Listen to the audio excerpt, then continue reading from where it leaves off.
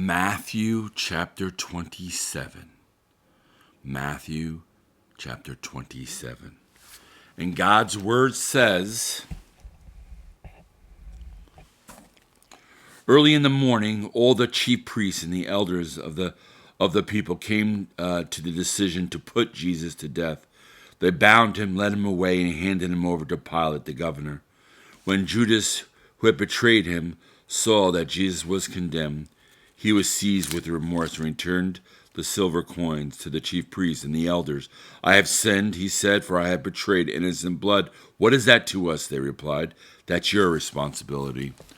So Judas threw the money into the temple and left. Then he went away and hanged himself. The chief priest picked up the coins and said, "It is against the law to put this into the treasury, since it is blood money." So they decided to use the money to buy the potter's field as a burial place for foreigners. That is why it has been called the Field of Blood to this day. Then what was spoken of by Jeremiah the prophet was fulfilled. They took the 30 silver coins, the price set on him by the people of Israel, and they used them to buy the potter's field, as the Lord commanded me. Meanwhile, Jesus stood before the governor, and the governor asked him, "Are you the king of the Jews?" "Yes, it is as you say," Jesus replied. When he was accused by the chief priests and the elders, he gave no answer. Then Pilate asked, "Don't you hear the testimony they are bringing against you?" But Jesus made no reply, not even to a single charge, to the great amazement of the governor. Now it was the governor's custom at the feast to release a prisoner chosen by the crowd. At that time they had a notorious prisoner called Barabbas. So when the crowd had gathered, Pilate asked them, "Which one do you want me to release to you, Barabbas or Jesus, who is called the Christ?" For he knew it was out of envy that they had handed Jesus over to him.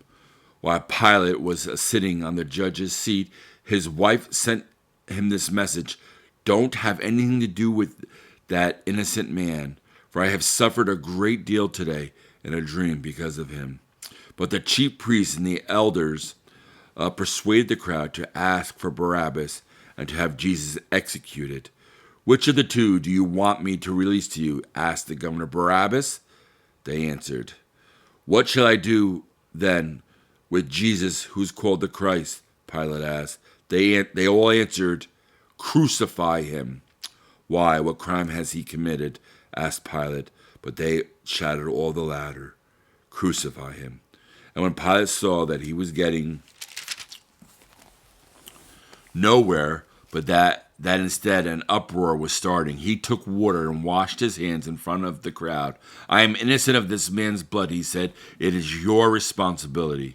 All the people answered, "Let his blood be on us and our children."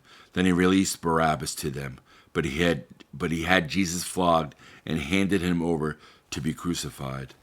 When the governor's soldiers took Jesus into the praetorium and gathered the whole company of soldiers around him, they stripped him and put a scarlet robe on him, and then twisted together a crown of thorns and set it on his head. They put a staff in his right hand and knelt in front of him and mocked him. "Hail, King of the Jews," they said. They spit on him and took the staff and struck him on the head again and again.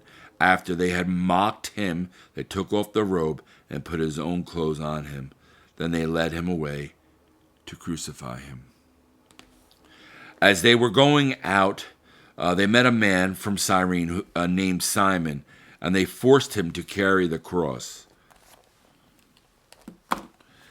They came to a place called Golgotha, which means the place of the skull. There they offered Jesus wine to drink mixed with gall.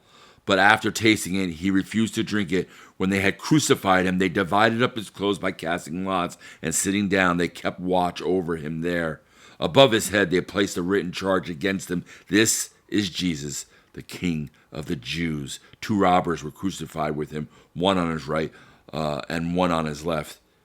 Those who passed by hurled insults at him, shaking their heads and saying, You who are going to destroy the temple and build it in 3 days, save yourself. Come down from the cross if you are the Son of God." In the same way, the chief priests, the teachers of the law, and the elders mocked him. "He saved others," they said, "but he can't save himself.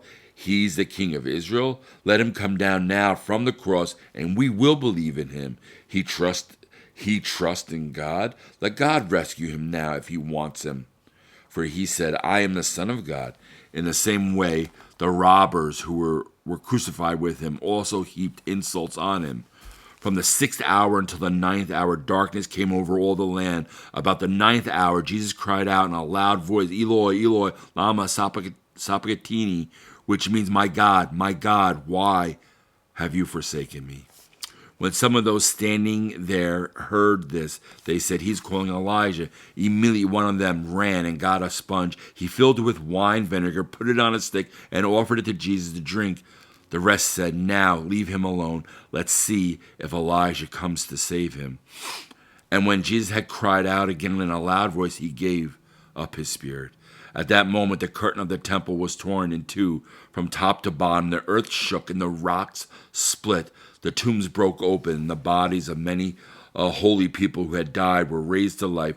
They came out of the tombs, and after Jesus' resurrection, they went into the holy city and appeared to many people. When the centurion and those with him who were guarding Jesus saw the earthquake and all that had happened, they were terrified and exclaimed, "Surely he was the Son of God." Many women were there watching from a distance. They had followed Jesus from Galilee to care for his needs. Among them were Mary Magdalene, Mary the mother of James and Joseph, and the mother of Zebedee's sons. As evening approached, there came a rich man from Arimathea named Joseph, who had himself become a disciple of Jesus. Going to Pilate, he asked for Jesus' body, and Pilate ordered that it be given to him. Joseph took the body, wrapped it in a clean linen cloth, and placed it in his own new tomb that he had cut out of the rock. He rolled a big stone in front of the entrance to the tomb and went away. Mary Magdalene and the other Mary were sitting there opposite the tomb. The next day, the one after preparation day, the chief priests and the Pharisees went to Pilate.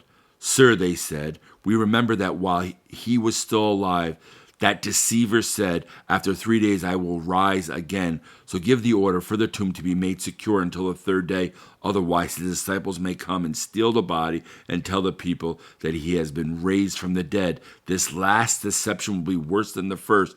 "Take a guard," Pilate answered. "Go, make the tomb as secure as you know how." So they went and made the tomb secure by putting a seal on the stone and posting the guard. Matthew chapter 27.